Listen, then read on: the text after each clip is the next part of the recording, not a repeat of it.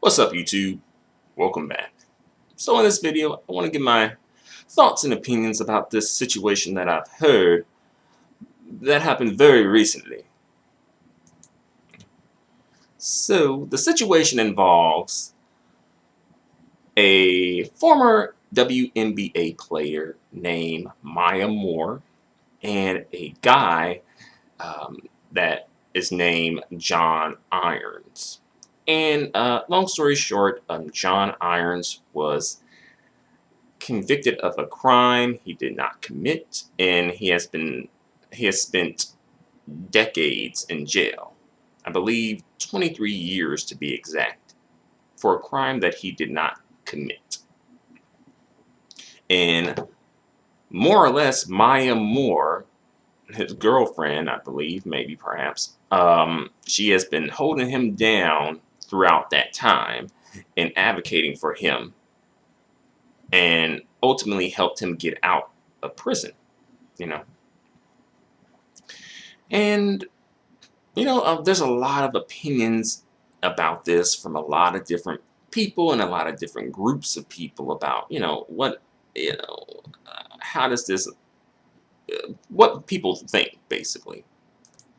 You know, like, should she had done it? Should she had not done it? Would he have done this for her? Etc. Like a lot of different opinions, and as well questions and speculation and things like that. So I just want to just come through and give my thoughts and opinions. All right.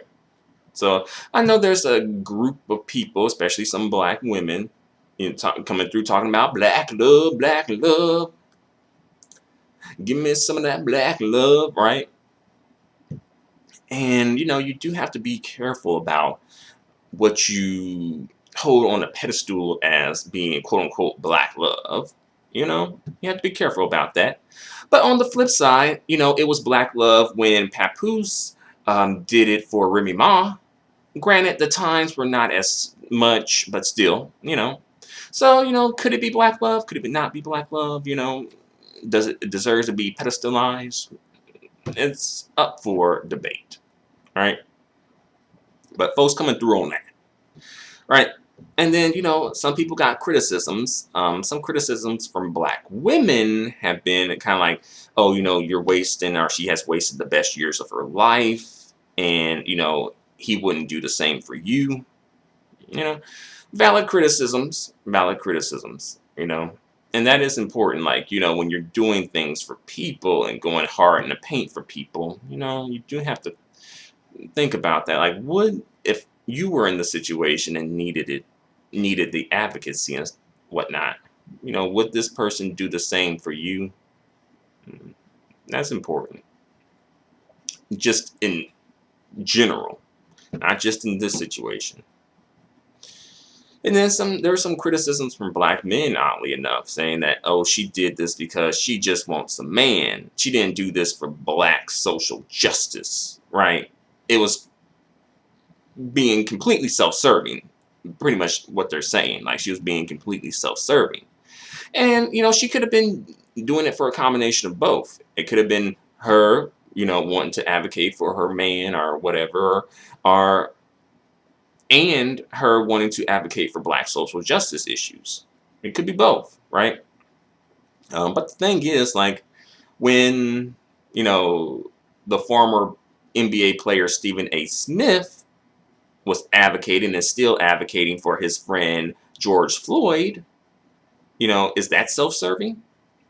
Think about it, is that not self-serving?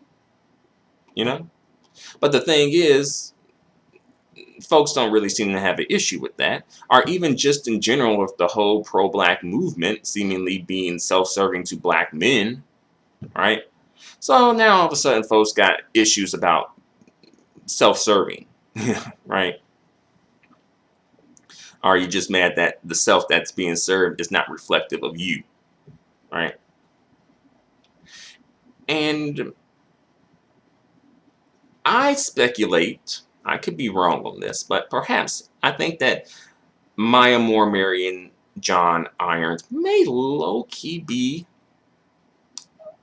a chess move, She could low-key be trying to secure the bag by marrying him because of the possible settlement that's coming. He was um, falsely incarcerated, or however you say that phrase, for 23 years. So he probably is going to get some type of money. And as well, he probably needs it. Think about it. Like, that's a lot of time as far as, like, when it comes to careers, you know. So he probably is going to get some type of settlement from this.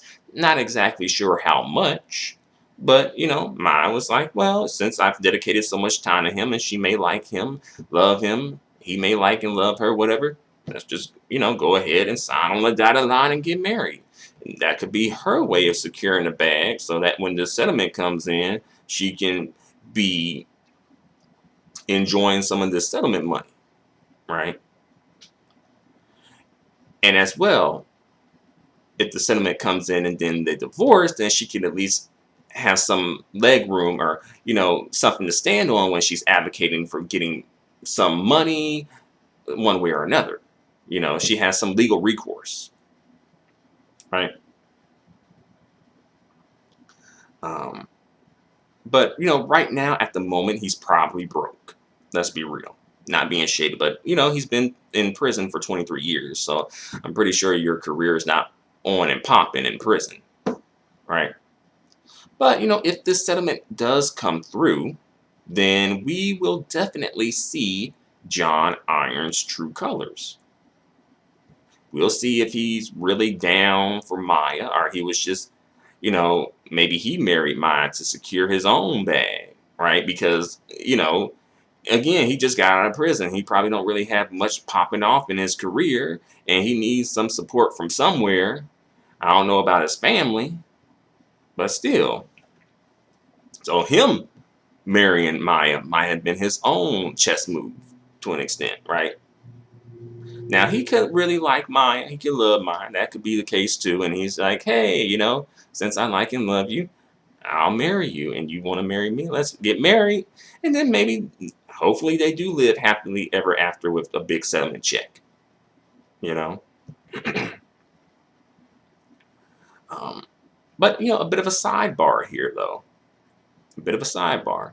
Now, if Breonna Taylor's boyfriend was her husband instead of her boyfriend, then he would be legally entitled to that settlement money that Breonna Taylor's family receives. Not the family. It would go to him first because he would be the husband, right? But since they're not legally married, he's not entitled to that money. And that's just me throwing that out there for the folks who are, against marriage.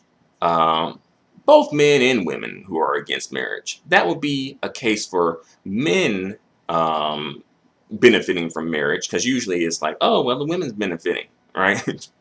But, like I said, he would have been entitled to that $12 million if he was her husband. And I don't know the situation in him and Breonna's situation, I'm not trying to judge or anything. But, they could have been playing house, or they just could have just been doing whatever. I don't know. But there you have it, though.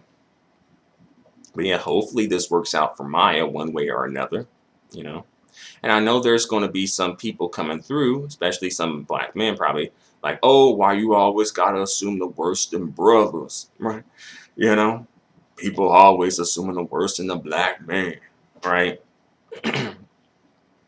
And, it's not necessarily trying to assume the worst, but then again, maybe it is, because you do have to be prepared about when things go left, especially when it's glaringly obvious how things could go left, for Maya particularly. But nevertheless, if Jonathan does do something shady like cheat or divorce Maya and take his possible settlement money to another woman, please, for the black women out there, please just expect black men to either do nothing and be silent about it, or to defend it. One or the other. It's going to be them defending it or just being silent about it. That's it. All right, that's all it's going to be. Don't expect nobody to come out and advocate. Which I think at this point, if you've been paying attention, you should know better by now. All right, you know, and a sidebar. I do think that Maya. I think that she's a nice looking woman. I think with she could do well for herself. Um, one way or the other. So yeah, but yeah, Maya, she could be trying to secure the bag. Jonathan could be securing the bag. Both of them could be securing the bag. You know. One more thing about this situation before I end the video, and that is this situation, as well as a lot of other situations that have been playing out in the media, especially recently. It does make black men look like low-key, like helpless victims, and like damsels in distress that always need to be rescued by somebody. You know, notice that image that's being placed out there, especially with this police brutality BS, right? Notice that imagery that's being pushed out there, right? And notice black women are being put into the position to have to rescue black men a lot of the time and advocate for black men a lot of the time, right? But, I think that is, it's reflective of like the gender role reversal and gender role confusion that sometimes goes on in the black community. But that's another video that I've already done, really. Another video for another day, I was going to say. But I'm like, well, I already did that video. So, yeah, that's in another video. But thank you very much for watching. Let me know what you think about all this in the comments section. Until the next video, adios and goodbye for now.